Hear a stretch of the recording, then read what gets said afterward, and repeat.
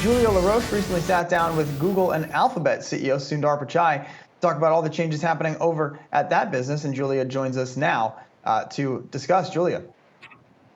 That's right, Miles. Also fresh off of Google I/O's developers conference because of the pandemic last year. They skipped the conference, and this is the big event where they make all of the product announcements for the developers community. So I got to talk to Google and Alphabet CEO Sundar Pichai about the products that he's most excited about going forward, but also weighing in on the future of work and artificial intelligence. Take a listen. You know, there were a lot of things, but at the core of it is we are, still focused on building a more helpful Google for everyone and using computer science and AI to deepen our understanding of the world, including language, which makes us improve our products like Search and Assistant well. I was excited about our breakthrough in natural conversations, and we had demos of being able to talk with the planet Pluto or a paper airplane, but those represent deeper shifts in terms of our ability to understand language in the world around us. So I'm very excited by that. I'll definitely want to explore that with you in just a bit. So one of the things about you that I've noticed is that your love really does lie with products, and I understand that you're the happiest when you're working with products. So I'm just curious, before we get into it, as the CEO of Google and Alphabet, how are you able to still seek out that experience of being part of that product development process and make sure that you're part of that experience? How do you find that time? Yeah, no, it's in general, being a CEO, you have to put in extra effort to make sure you're able to spend time on the things you want to. Otherwise, you're typically it's not always bad, but you're reacting a lot to the events happening on a day-to-day or on a weekly basis. So I block my product review times ahead of time, and they are, you're right, I'm very happy when I'm in them, and so I'm trying to protect them. I don't always succeed, but it's a high priority for me, and so that's how I manage it. Well, something that you definitely seem to get excited about working on. So sitting on top of Google and Alphabet, you certainly have a pulse as to what people are thinking. I think of Search, for example, and the things that we're putting into Search. So how does that inform the products that you all want to build and your product roadmap? At a high level, we realize people come to Search, billions of times every day. People do reach out through the pandemic, particularly reinforced, be it around health, or be it even around trying to find jobs as the economy is shifting. So understanding that people use it in these very, very important moments and taking that responsibility and the trust that comes with it seriously, I think it's something I've always internalized, but it got reinforced last year. So we've spent a lot of time, for example, focused on job search and helping people with digital skills and those aspects. That's partly influenced by what we see coming to us in moments like this. Mm-hmm. One of the products that I noticed off the top, I can tell you, when I prepared for the interview, I was using Google Docs, but I was also FaceTiming and all sorts of stuff. But I was really taken by the product-led innovation in the enterprise space. Talking about Smart Canvas, for example, and what you'll be able to do within Google Docs, bringing a lot of these features together through smart chips. So I would love to understand, about the opportunity in the enterprise space. Are you all doubling down in this space because of the way work has changed? Yeah, we've been really focused on the enterprise space for a while, but last year, was a tectonic shift, and the future of work is changing dramatically. It is going to be more flexible. Work is no longer just a place, as we are doing this here. So we are all adapting, and so we are using our productivity applications to drive that shift. Google Docs really pioneered collaboration, the fact that multiple people can be working on the document at the same time.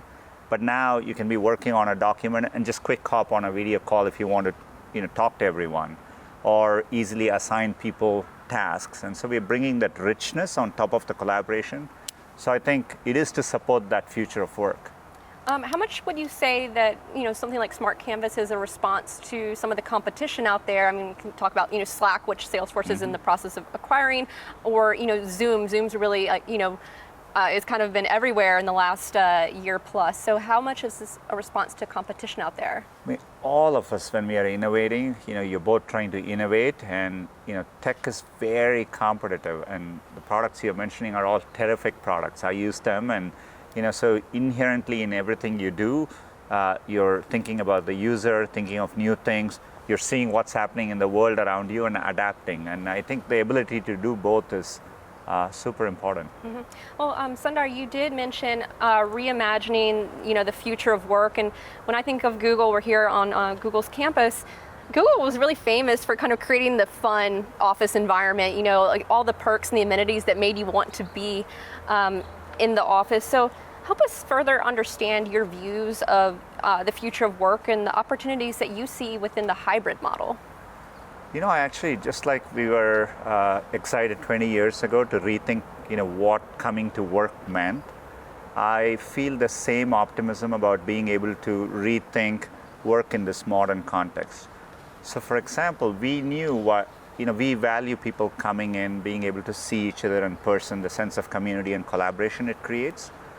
But people had difficult time with commutes. Imagine having a parent-teacher conference, and I've gone through it in the middle of the day at 11 a.m. on a Tuesday, and you really want to be there, and the stress it creates.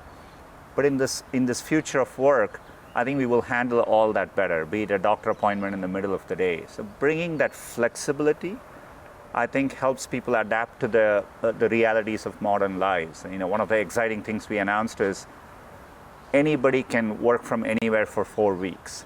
And so being able to take that longer trip in summer, which maybe the last time most people did was when they were in college, to recreate that experience and to go away with your family for 4 weeks. Those are all, we can realize all that. So I still think we are committed to making work fun, but at the same time have a sense of community around it. So I see all of this as we have more tools now to make all of that happen. So still, able to keep the fun. Another theme that came up was privacy. Android 12 getting some privacy and security upgrades that include, offline processing and more consumer choice when it comes to limiting tracking. So let's talk about this new direction for Android, and how do you see this kind of impacting Google over the long run? For us today, Android is used by over 3 billion people around the world, and one of our big goals is to build for everyone. And Android really brings many people into the digital journey for the first time. So security is, as Google, we've always focused on security and privacy. In fact, the biggest way people get compromised, their privacy gets affected, is by a security breach or something. So the work we are doing in Android to improve security as well as handle your data privately is something I'm very proud of, and it's an area you're going to see us invest a lot. You're talking about big opportunities. I've heard you talk about moonshots, wanting to build things for, as you mentioned, 1 billion plus people could use. What would you say is your ultimate moonshot? For me, our ultimate moonshot is still search. I know people would be surprised to hear that.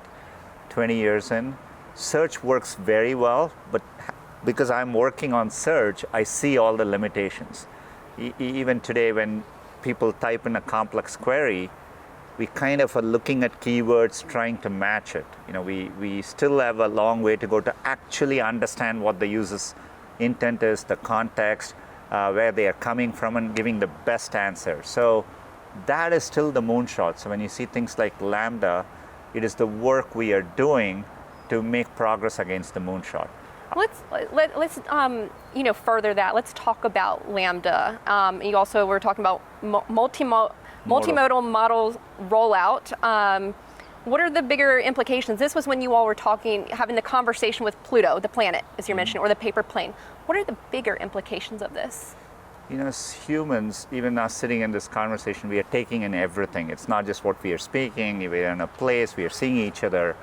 That's how humans interact with the world. And so that's what multimodal is. Making computers understand images, text, audio, video, the same way humans perceive information, so that they can help them in more meaningful ways. And that's what excites me about the changes we are making.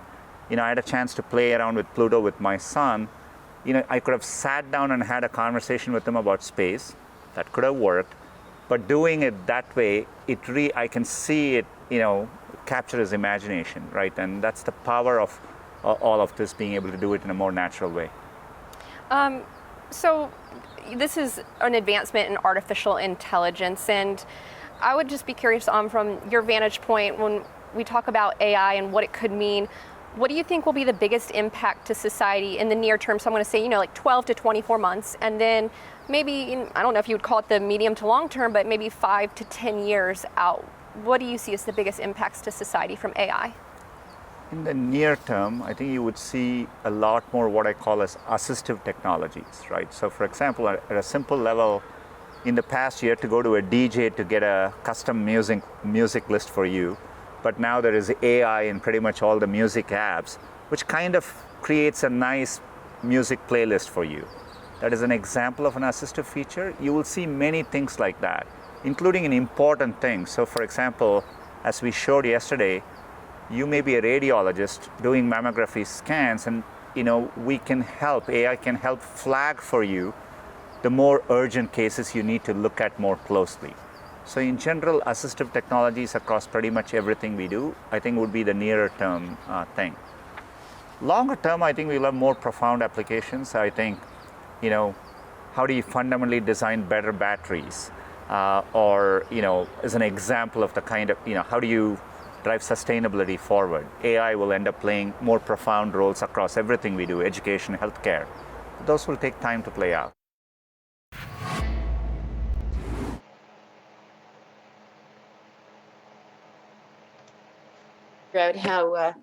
How's this? All right. I think we have Unmuted. Julie Here you LaRoche go. muted You there. can watch our full interview on Yahoo Finance Presents. It's a 45-minute wide-ranging discussion.